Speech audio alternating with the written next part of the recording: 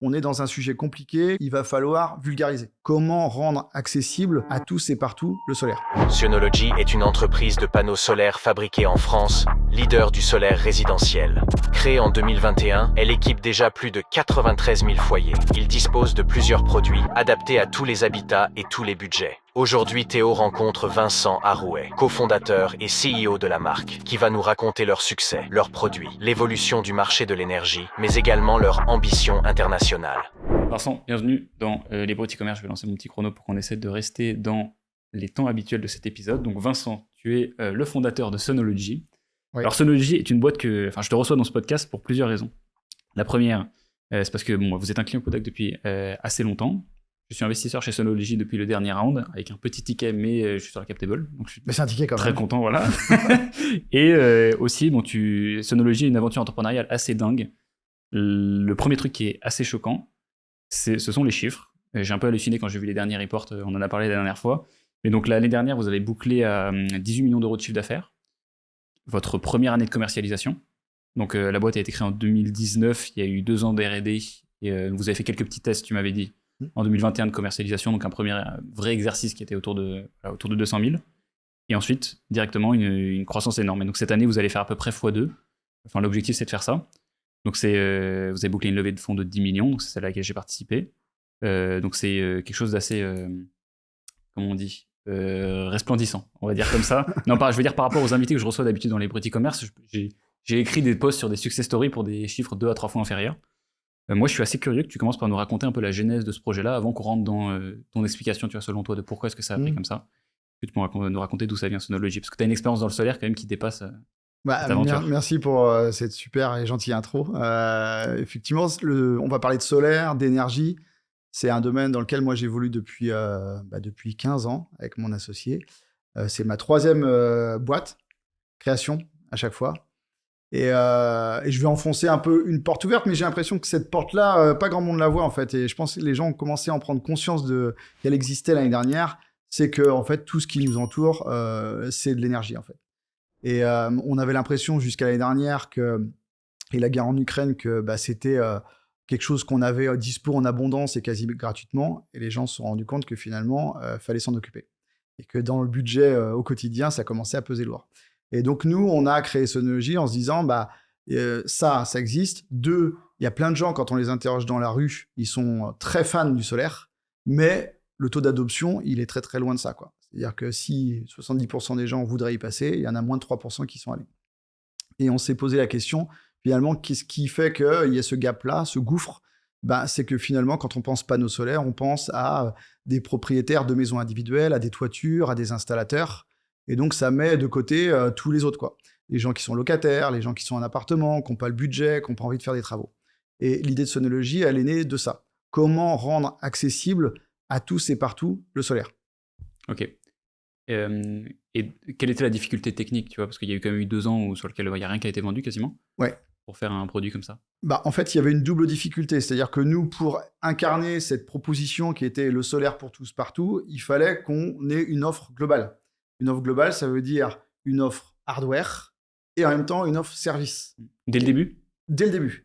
Dès le début. Donc la phase de R&D, elle a été longue parce qu'on a dû travailler sur les 2 chantiers. Et donc, ça nous a pris 2 ans. D'une part, de travailler sur le développement de produits hardware. Il fallait que le premier coup soit le bon. Et en même temps, comme on voulait être sans intermédiaire, il a fallu qu'on apprenne le e-commerce. Voilà, moi, le e-commerce, en 2019, je connais rien du tout. Ma carrière, c'est du B2B. Voilà. Ou de la vente offline, en B2C. Et comment, du coup, tu peux peut-être repasser un peu sur les expériences que tu as eues avant et comment est-ce qu'elles t'ont aidé à bien mener ces premiers instants de Synology? Moi, je suis issu d'une formation commerciale, école de commerce, peut-être un peu comme toi, moins prestigieuse, mais un peu comme toi. Donc, j'ai passé 10 ans déjà chez Renault. Voilà. Et puis, avec la crise des subprimes, il y a eu un plan de départ volontaire. J'avais fait un peu le tour, moi, du poste sur lequel j'étais. Donc, je suis parti. Et c'est là que j'ai créé ma première boîte dans le solaire. Voilà, comme installateur. Donc, moi, j'ai commencé à recruter des vendeurs, des poseurs, monter un call center en France, au Maroc.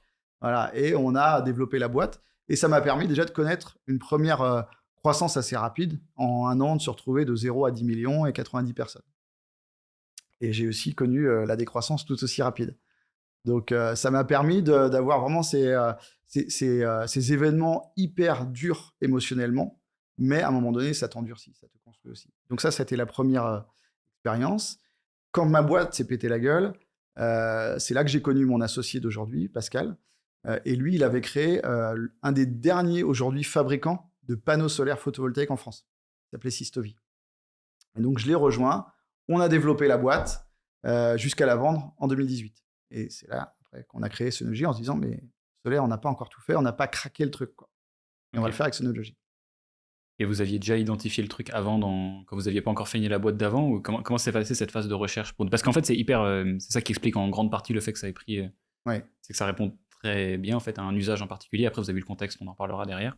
Je pense que toutes ces années nous ont vraiment permis de comprendre les vrais problèmes des gens. Ouais. C'était une maturation et il a fallu 10 ans pour vraiment intégrer les freins qui empêchaient ce développement du solaire. Et de se dire, de toute façon, demain, le solaire va remplacer toutes les autres énergies. Et c'est la seule forme d'énergie qui permet à n'importe qui de devenir plus libre. Et donc, il a fallu toutes ces années pour bien comprendre quels étaient les freins et donc mettre en face les bonnes solutions. D'accord. Donc, 2022, début de la commercialisation. Oui. Vous nous racontez comment ça se passe, une première année de commercialisation qui fait 18 millions de CA. Parce que du coup, c'est quasi exclusivement du e-commerce. Oui. Il y a le contexte aussi, c'est vrai qu'il vous a quand même pas mal porté, c'était crise énergétique, etc. Ça vous a... Ouais, ce qui a mis le feu aux poudres, c'est effectivement le démarrage de la guerre en Ukraine. Ouais. Il y a eu immédiatement comme conséquence que les prix de l'énergie ont explosé. Et à ce moment-là, les gens se sont dit, mais qu'est-ce qu'on peut faire en fait? Parce que notre facture va s'enflammer. Et pour beaucoup de gens, la solution, c'était de se dire, bon, on va s'équiper d'un moyen d'autoproduction d'énergie. Et la seule solution, c'est le solaire pour de l'individuel. Et donc, nous, on était là, on avait beaucoup travaillé sur une solution, non pas à 10 000 € avec installateur, etc., mais ce qu'on a appelé une station solaire plug and play. Le fait d'enlever toutes les frictions possibles en disant, je mets 700 € sur le site, 10 jours après, on me livre, en 2 minutes, je branche dans la prise et je commence à produire et utiliser ma propre énergie. Et en plus, c'est joli, je décarbone et finalement, mon électricité, elle me coûte 4 fois moins cher que celle que je paye à EDF ou à un autre. Quelle était la barrière qui fait que personne n'avait identifié ce problème, ou peut-être qui avait répondu comme Sonology? Pourquoi est-ce qu'il n'y a personne qui avait fait ça avant? Parce que tous les gens, en fait, réfléchissaient à l'intérieur de l'équation, c'est les toitures et les artisans et les installateurs. Personne s'était dit, en fait, ça peut avoir du sens d'avoir moins de puissance solaire et personne n'avait pensé qu'une prise de courant, finalement, chez toi ou chez moi, elle fonctionne à double sens. Donc, si tu branches ton frigo, tu vas consommer de l'énergie, mais si tu branches un panneau solaire, tu vas injecter l'énergie. Et voilà, et personne s'était autorisé à ça. Et même, on a anticipé, en fait, une question de réglementation. En fait, quand tu fais ça, tu dois passer par Enedis. Et à l'époque, Enedis disait, tu peux pas, en fait, faire ça. Et si tu fais de la production en trop, l'envoyer dans le réseau EDF. Normalement, c'est interdit. Mais l'article de loi disait que c'était possible. Okay. Donc, on a un peu été sur la ligne jaune. On ne l'a pas dépassé et en fait, ça marchait. Alors, donc, pour revenir sur la question initiale qui était sur la première année de commercialisation, oui. Quelle est la méthode, en gros, de commercialisation qui permet de faire une année comme ça? Est-ce que tu peux me dire un petit peu quel était peut-être le chantier d'abord CityCommerce, puis l'acquisition, etc. C'est quoi les grands composants? Première brique, c'est effectivement CityCommerce. Oui. Première tentative WordPress, WooCommerce, et rapidement à la poubelle, passer sur Shopify. Ouais. Voilà. Première brique, c'est de lancer en fait une opération de pré-sale. Voilà. Donc nous, on arrive avec un produit qui est inconnu. Et donc, pour avoir de l'acquisition, un effet de traction, on a commencé effectivement par faire de l'acquisition payante sur Facebook et Google avec un prix attractif en annonçant aux gens qu'ils allaient être livrés 2-3 mois après. Ok, ça a très bien fonctionné. Ça a très bien fonctionné. Et simultanément, on a beaucoup bossé sur le contenu. C'est-à-dire qu'on s'est dit, on est dans un sujet compliqué que les gens ont du mal à appréhender. Il va falloir vulgariser. Et pour vulgariser, j'ai créé un bouquin. Et ce bouquin, ça a été une mine, en fait, pour derrière faire des FAQ, faire des articles de blog, décliner des ads. Ça a été, voilà, le fait de pouvoir rassurer les gens, d'incarner l'expertise, c'est ça qui leur a finalement facilité l'achat, quoi. Ok. Est-ce que tu peux peut-être juste rentrer un petit peu plus dans le détail de comment est-ce que le bouquin vous a aidé à faire du contenu? Est-ce que c'est les idées que toi tu avais écrites qui en fait ont fait vos articles SEO, contenu sur les réseaux sociaux, etc. Enfin, quoi ça a contribué à la croissance? Bah, en fait, ce bouquin-là, on l'a converti rapidement. J'avais observé qu'il n'y avait aucun guide pour aider les gens à faire le 0-1 en solaire. Donc, on a passé une journée à tourner une vidéo qui était la retranscription en fait, du bouquin en 30 minutes. Et ça a fait 200 000 vues. Voilà. Et ça, effectivement, ça a drivé énormément de trafic. Et à partir de là, bah, on a pu décomposer les éléments du bouquin en différents assets qu'on a utilisés dans des ads, ou dans les articles, ou dans de la FAQ. D'accord. Et en fait, on ne s'était pas rendu compte à quel point le fait d'incarner de la réassurance, de l'expertise, de la légitimité, c'était un élément clé pour la conversion. D'accord. Le bouquin s'est vendu comme un bon bouquin ou c'est plutôt le fait d'avoir un bouquin c'est plutôt le fait de l'avoir, de le mettre en visibilité sur Amazon, de le transformer en lead magnet. On a beaucoup utilisé aussi en disant, bah voilà, télécharger les 12 chapitres, les 12 meilleurs chapitres du bouquin. Voilà, et ça nous a aidé aussi à faire de l'acquisition de leads. Derrière, on a aussi beaucoup utilisé cette légitimité-là pour faire de l'affiliation avec des youtubeurs. On s'est rapproché de plein de youtubeurs, mais plutôt des petits, des créateurs de contenu qui avaient pas beaucoup de fans ou d'abonnés sur leur chaîne, mais qui s'intéressaient de près, soit aux voitures électriques, soit à la domotique, soit à ces sujets-là. Et donc, forcément, quand leur audience leur parlait de comment je vais faire fonctionner ma voiture électrique, à un moment donné, il fallait qu'ils parlent d'énergie pour la faire fonctionner, quoi. Ok. Donc là, il parlait du bouquin ou il parlait de Sonology? Il parlait de solaire. Okay. Et nous, ils nous ont contactés en disant, on vous a vu parce qu'on a vu le bouquin, la vidéo, le site, etc. Est-ce que vous seriez d'accord pour nous mettre à disposition un produit Sonology? Ok, d'accord. Et donc ça, c'était... Donc là, on n'est plus dans la pré-sale. Le produit est disponible. Le produit est disponible, on a commencé à le livrer. Et donc là, on a eu un effet accélération qui était très fort parce que grâce, en fait, à ces relations avec les youtubeurs, l'affiliation, ça nous a permis de faire 6 millions. 6 millions rien que dans ces relations youtubeurs. D'accord. Avec, il y avait du macro, c'était quelle taille de communauté, ces gens-là? Enfin, les gens que vous avez sélectionnés. Enfin, il n'y a pas eu un gros coup d'une personne qui vous a fait 90%? Non, on n'a pas eu de contact avec Nabila. Ouais. On était plutôt avec des gens qui ont entre 5 et 50 000 abonnés, mais plutôt assez fans, c'est-à-dire capables de faire le community management. Parce que si vous bossez avec des youtubeurs, ce qui est important, c'est que quand ils vont faire des vidéos, ils vont faire une production de contenu.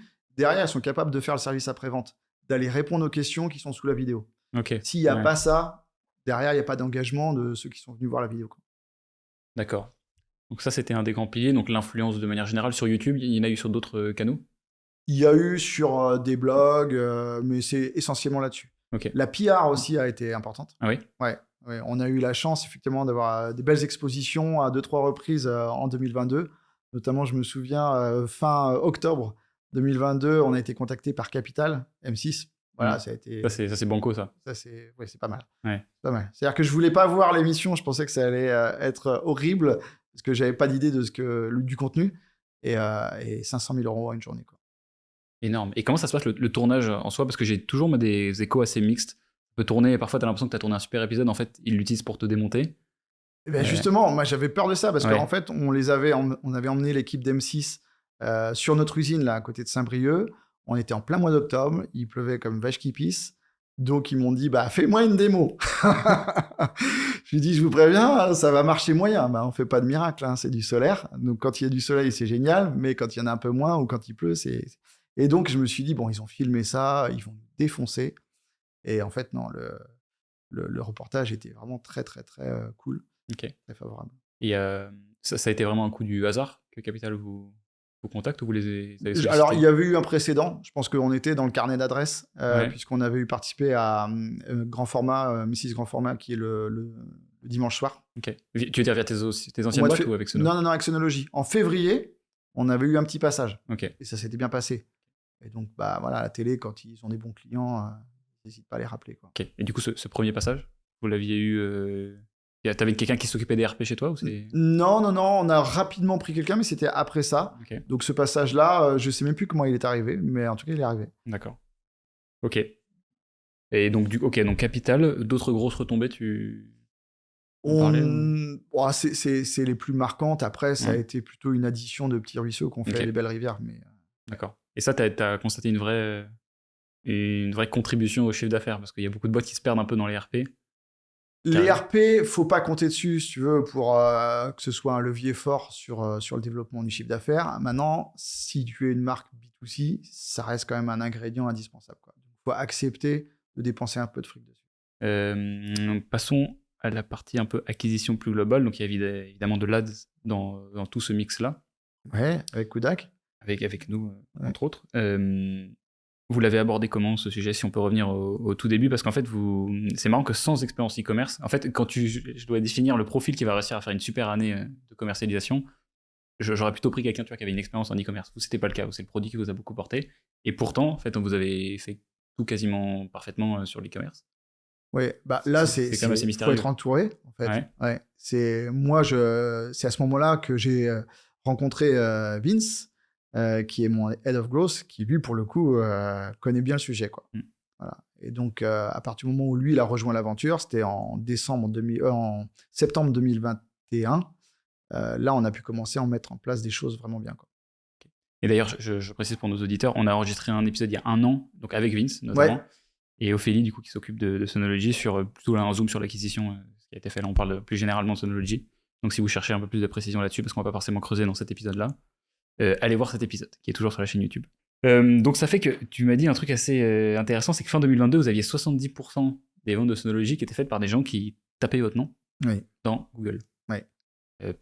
Comment c'est possible? Ça n'est possible que si tu as en fait un univers concurrentiel sur lequel on voit que toi.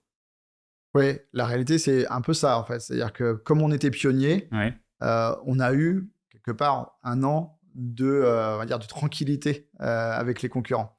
Donc, on n'était pas les seuls, mais on s'est rendus les plus visibles. Okay. Et donc, il y a eu un effet de bouche à oreille qui a été assez puissant. Et comment vous êtes rendus les plus visibles, enfin, concrètement? Qu'est-ce qui vous a donné un avantage par rapport Je sais pas. Je pense qu'on a probablement fait un bon produit. Ouais. Le fait d'avoir toute cette expérience nous a permis de voir tous les écueils dans lesquels il fallait pas tomber.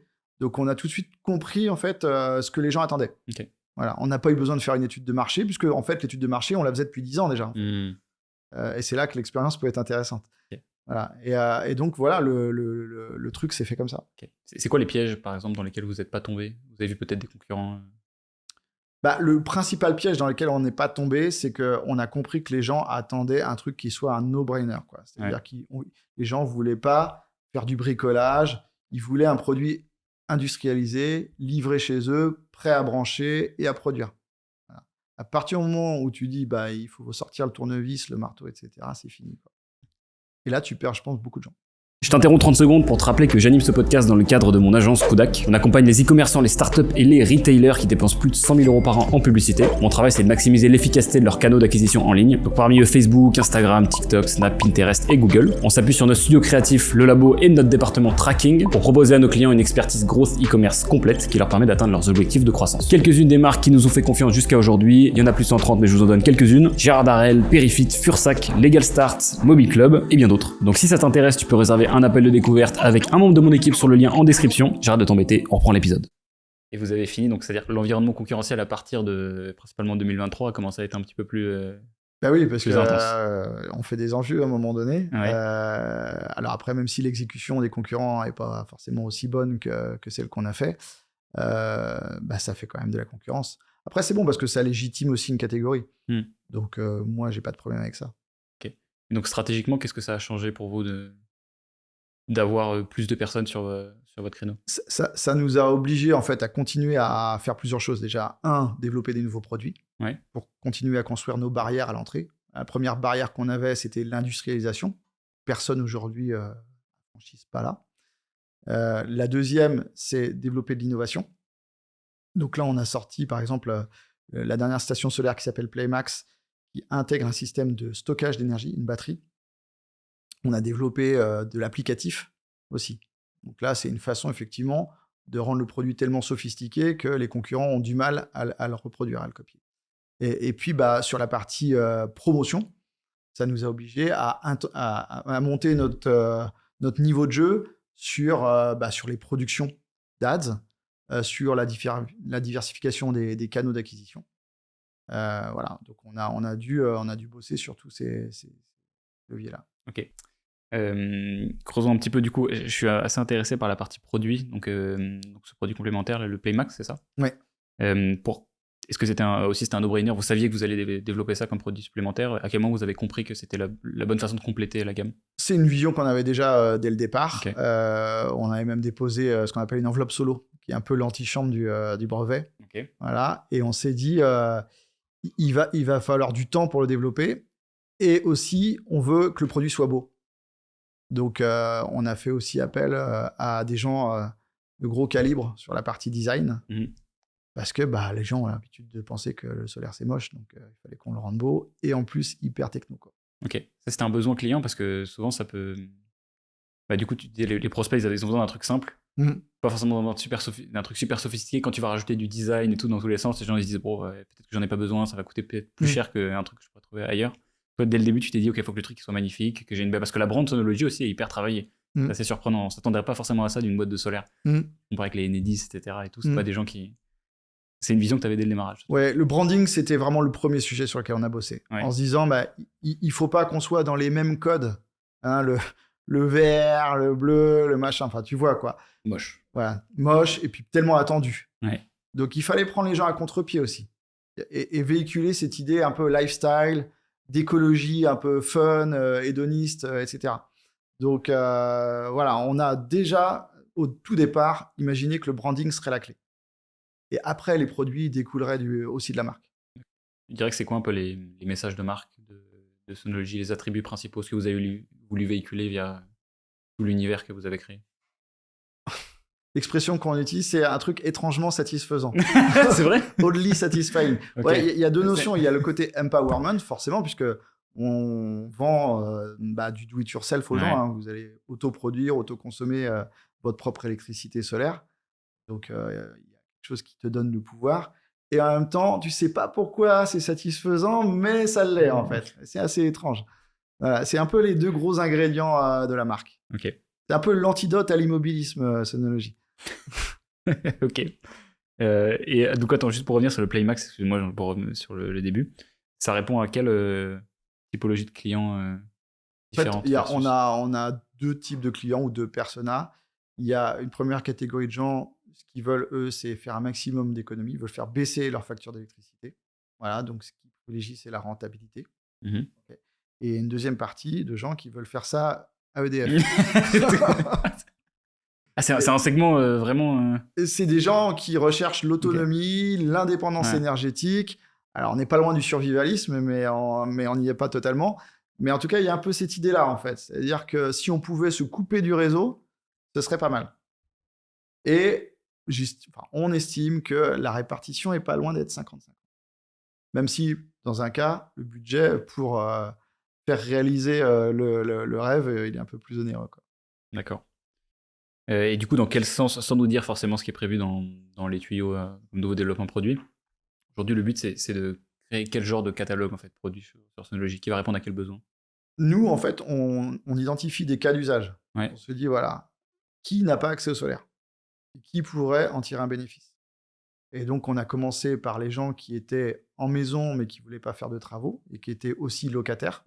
Les locataires, c'était une cible qui n'était pas adressée. Ensuite, en avril de l'année dernière, on a sorti City, qui est la première station solaire pour les balcons d'appartements. Donc là, on est rentré dans les appartements, alors que ça n'avait jamais été fait. Ah, c'est un produit qui marche bien. Et puis, on s'est dit, voilà, maintenant, avec Playmax, on parle aussi aux gens qui veulent de l'indépendance. Et l'étape d'après, c'est peut-être de réfléchir à tous les gens qui n'ont pas une prise de courant à portée de main. Ok. Et parce que le plus gros segment sur ce marché-là? Le plus gros segment, c'est l'habitat individuel, c'est la maison individuelle. Mais en France, je ne sais pas si tu le sais, mais il y a 36 millions de logements. D'accord ? Et la répartition, elle est globalement 50-50 entre les maisons et les appartements. Okay. Et on a un peu 60% de propriétaires, 40% de locataires. Et vous, maintenant, il n'y a plus que le marché français? Alors, il y a plus que le marché français. On s'est dit, le solaire, l'avantage, c'est que c'est un besoin, l'énergie, c'est un besoin universel. Il y a des marchés qui sont beaucoup plus développés que la France. La France, c'est un marché qui est très en retard. En termes de solaire? Ouais. Okay. C'est lequel le premier en Europe? L'Allemagne. pays pas très ensoleillé, mais très en avance sur le sujet. En fait, le driver, la croissance du solaire se fait plus fortement dans les pays où l'énergie est la plus chère. D'accord. Ah oui, les pays du Nord payent leur énergie souvent beaucoup plus cher que les pays du Sud. Nous, on a, entre guillemets, la chance d'avoir ce mix nucléaire historique qui rend l'énergie moins chère, même si c'est un prix politique de l'énergie et pas vraiment un prix qui reflète la réalité des coûts. D'accord. Donc vous êtes en Allemagne et en Espagne, dehors de la France. C'est pas encore des pays qui représentent des gros volumes pour vous Non. En fait, on utilise un peu la même tactique ou la même stratégie que ce qu'on a fait en France. On commence par se rapprocher de leaders d'opinion, des créateurs, des influenceurs, etc. On leur livre le produit, on fait les vidéos, et après, on active l'advertising. Tu vas faire traduire le bouquin ou pas ? Je vais faire déjà la version 2024, et après, on le fera peut-être traduire. Ouais. Ok. Et est-ce que tu as observé des différences sur les marchés qui vous auraient entraîné à appliquer une stratégie différente ? Alors, l'Allemagne et l'Espagne, vous l'avez attaqué exactement pareil. Il n'y a pas de différence, il n'y a pas de gros concurrents qui fait que... Alors, l'Allemagne, c'est un marché beaucoup plus mature, avec quasiment tous les acteurs sur une approche très low cost. Pas beaucoup de valeur pour le client. C'est voilà le panneau, voilà les éléments autour, démerde-toi. Et nous, on arrive avec une solution design, packagée, mais il faut vendre le premium. L'Espagne, c'est un marché plus vierge, où là, il y a encore des freins, il y a de l'évangélisation à faire. Il y a des freins réglementaires qui ne sont pas indestructibles, mais il faut quand même investir un peu plus. Mais par contre, le terrain, c'est le Far West, quoi. Donc, une fois que tu as trouvé la diligence, les chevaux, etc., ça peut aller vite, quoi. Ok, donc en fait, tu as 3 degrés. Tu as l'Allemagne très développée, très concurrentielle, l'Espagne pas du tout, et la France en France en intermédiaire. C'est-à-dire que l'Espagne ressemble aujourd'hui à ce qu'était la France il y a 3 ans. Et donc le playbook est sensiblement similaire. Ça va être de là, des créateurs de contenu. Ouais, c'est ça. On s'est dit, parce que dans la vie passée, on avait été aussi aux États-Unis. Donc là aussi, c'est des marchés qui sont très, qui nous donnent envie, même si on sait que c'est un continent en fait. Hein. Et souvent, on peut vite se bercer d'illusions en se disant, tu l'as fait en France, vas-y. Allez, zoom. Mais en fait, chaque nouveau pays est un nouveau pays, avec les efforts que ça implique. D'accord. Parlons un petit peu des leviers d'acquisition que vous avez choisi de diversifier, donc avec cette nouvelle concurrence. Tu dis que pour creuser l'écart sur ces concurrents qui arrivent principalement avec des solutions low cost, en fait, c'est ça si on simplifie l'univers concurrentiel. Vous avez choisi d'accélérer un petit peu sur les leviers d'acquisition. Comment est-ce que tu as réfléchi ton mix ? Tu t'es dit, il faut que je rajoute quoi pour surtout pas qu'on me confonde avec ces nouveaux petits ? Déjà, on s'est dit effectivement, ils vont tous aller là où c'est le plus facile, c'est-à-dire sur Meta. Voilà. Parce que le coût d'exposition est plus faible. Donc, on s'est dit, il faut essayer d'être plus fort que là-dessus. Donc, on a musclé aussi nos équipes en interne avec une Content Factory pour avoir un taux de renouvellement de nos créas, nos copywriting qui soit vraiment élevé. Continuer à augmenter nos budgets régulièrement, même si ça reste très raisonnable. Hein, on ne dépense pas des grosses fortunes. Et puis, on est allé tester. Alors, on a testé TikTok, Bing, même si on en est un peu revenu. Là, on démarre avec Amazon, qui est venu toquer à notre porte. Et on se disait, autant la marketplace pure, c'est moins intéressant, mais le fait d'être vendeur, c'est-à-dire que Amazon achète nos produits, les stocks, et c'est lui qui va livrer. Et là, c'est hyper puissant parce que les gens, ils vont avoir un délai de livraison très optimisé et puis une vraie confiance parce que c'est Amazon qui livre. Aujourd'hui, c'est déjà développé ou c'est encore en phase de test ? Là, on est sur la publication cette semaine du store avec le contenu de marque. Donc, on se rend compte par contre que c'est pas quelque chose qu'on peut faire nous-mêmes en termes de développement des ventes sur Amazon. Il va falloir passer par une agence parce qu'il y a un vrai savoir-faire. C'est quand même 30 millions de visiteurs par mois. Donc, c'est un vrai écosystème, quoi. Il n'y a pas beaucoup d'acteurs en France qui font du Amazon. Non, mais il se trouve qu'il y a un de nos actionnaires qui m'a contacté. Et je crois que c'est une agence qui s'appelle Bison. Qui est la grosse du secteur. Voilà. Ouais. Et donc, le gars, il a investi un petit ticket chez nous. Il m'a dit, tiens. Donc, on va peut-être regarder. Okay. Je dis ça parce qu'on est en train de réfléchir justement à ajouter peut-être cette corde à l'arc. Okay. Bon, c'est pas court terme, donc de toute façon, va donc avec Bison, on verra plus tard. Ça marche, je t'attends. Je m'étais noté aussi sur mon papier le fait que vous ayez une communauté sur Facebook. Ça, c'est un truc dont on avait parlé dans la dernière vidéo. Ouais. C'est un point non négligeable quand même. Donc, il s'appelle le canal Auto Conso. Oui, Faut juste prendre un truc en compte, c'est que le panier moyen chez Sonology, il est de 1 200 € TTC. Donc, avant de claquer 1 200 € TTC, même s'il y a du Alma, il y a du United, il y a du PayPal, faut quand même se rassurer, quoi. Et donc, si c'est la marque qui essaie de te rassurer, c'est bien, mais ça marche beaucoup moins bien que si c'est quelqu'un qui l'a fait avant. Et donc, c'est pour ça qu'on s'est dit, on va créer un groupe de discussion. On va volontairement pas le brander, d'accord, pour que les gens se lâchent un peu plus et il y ait plus de conversations.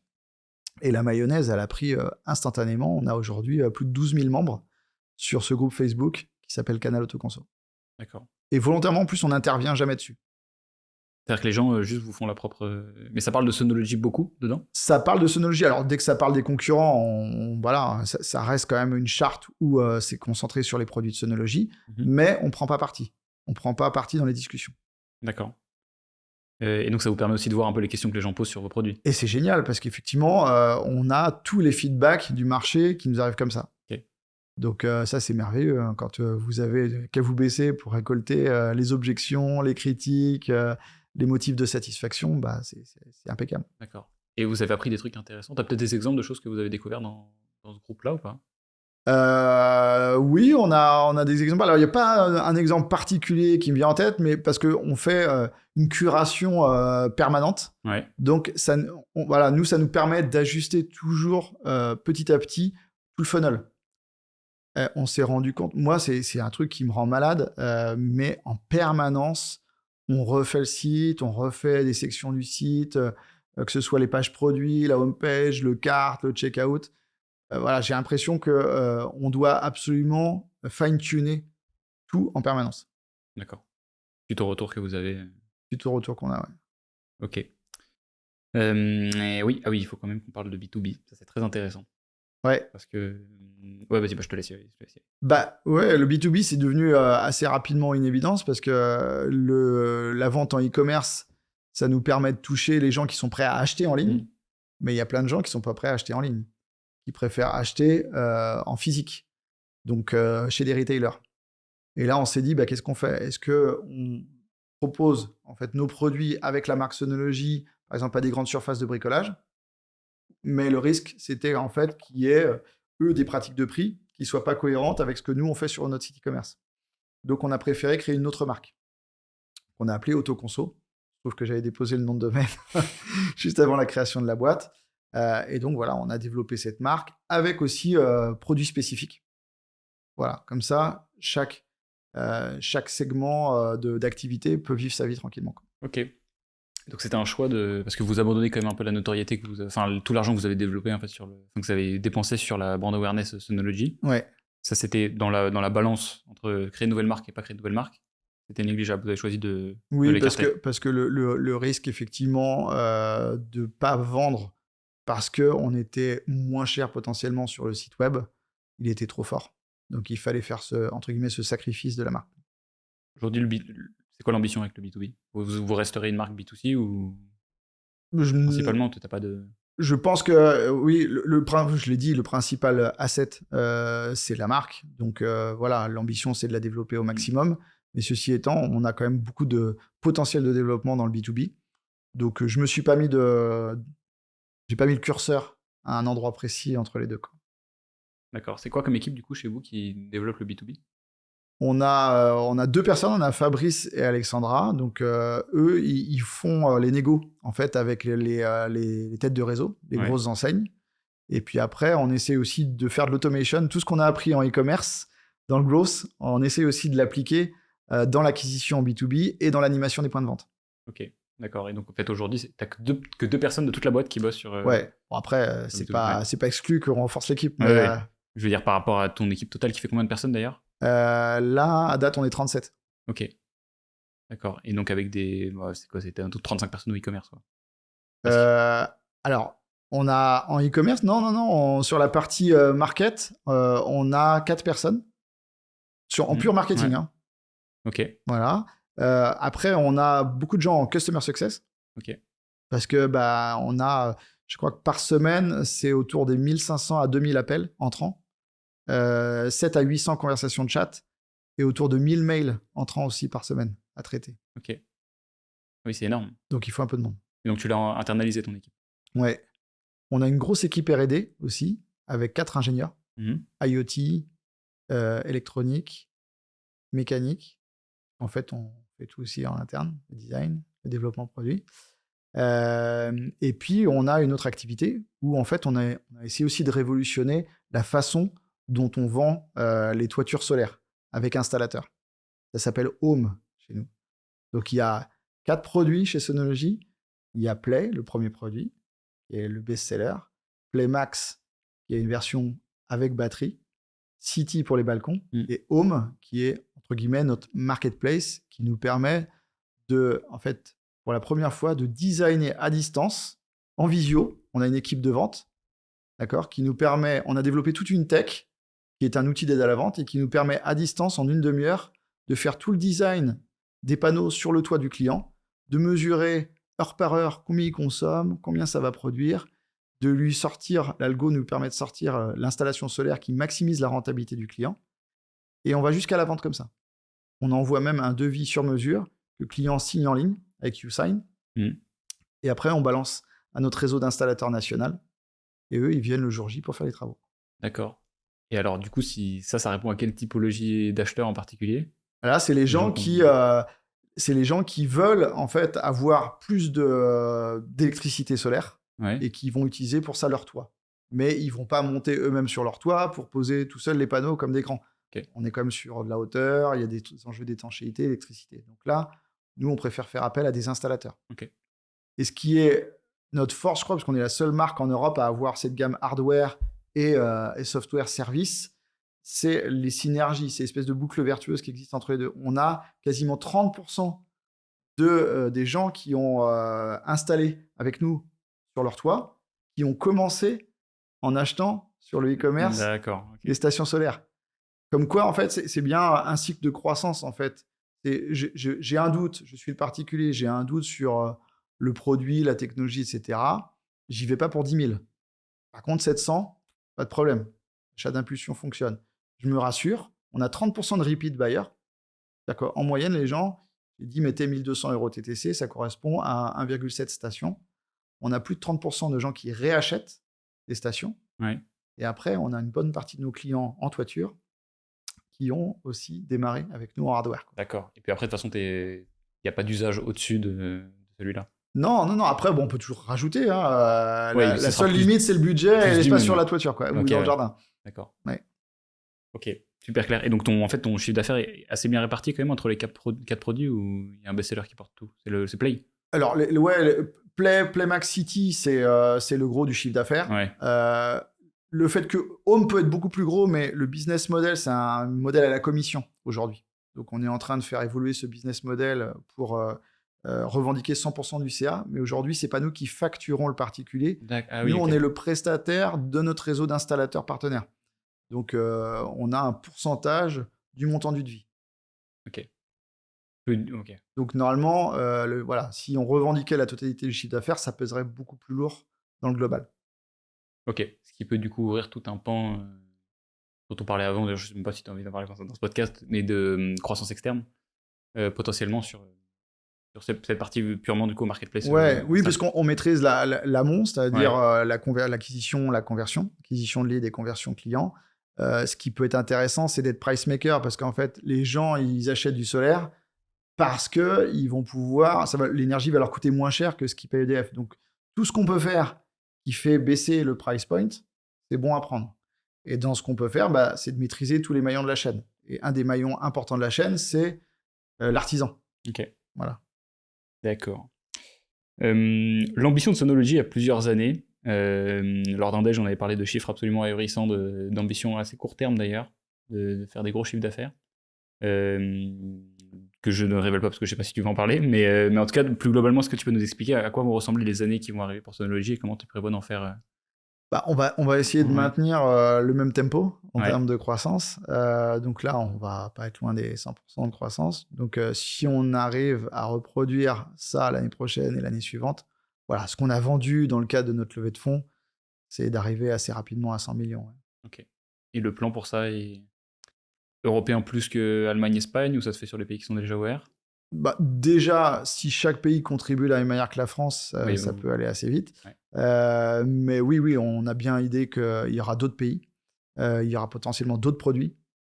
Il y aura des pivots de business model. J'en ai parlé sur la partie des toitures avec Home. Voilà, tout ça doit contribuer à aller chercher cette ambition-là. Et sur ton ambition personnelle à toi, t'estimes que t'as mis un peu une milestone, peut-être que c'est 100 millions d'ailleurs? Non, moi, c'est pas une métrique économique. Moi, ça fait 15 ans que je fais du solaire. Ouais. Ça n'a pas été drôle tout le temps, mais j'y crois fondamentalement. Donc moi, j'ai envie de faire un truc gros. J'ai envie vraiment de changer la vie des gens, quoi. J'ai envie d'aider les gens à se rendre moins dépendants de la question énergétique parce que ça va devenir de plus en plus une souffrance pour tout le monde, quoi. Donc je pense qu'avec Sonology, on aide vraiment les gens à s'émanciper. Écoute Vincent, merci beaucoup pour tous ces insights. Je vais te poser la toute dernière question du podcast que tu connais, parce qu'on en a parlé avant. Est-ce qu'il y a une autre marque e-commerce dont toi tu admires les stratégies de croissance, une marque qui t'inspire? Ouais, il y a une marque qu'on a beaucoup regardée qui s'appelle Cowboy. Ils font des vélos électriques parce que je trouve qu'ils ont une exécution sur le plan du site qui est juste incroyable. Donc ça a été une vraie source d'inspiration. Et en plus, en écoutant les fondateurs dans un podcast, ça m'a permis de me mettre en relation avec leur cabinet de design suédois qui s'appelle Propeller, qui est un des plus grands cabinets de design en Europe. Ils sont le cabinet du groupe Bosch notamment.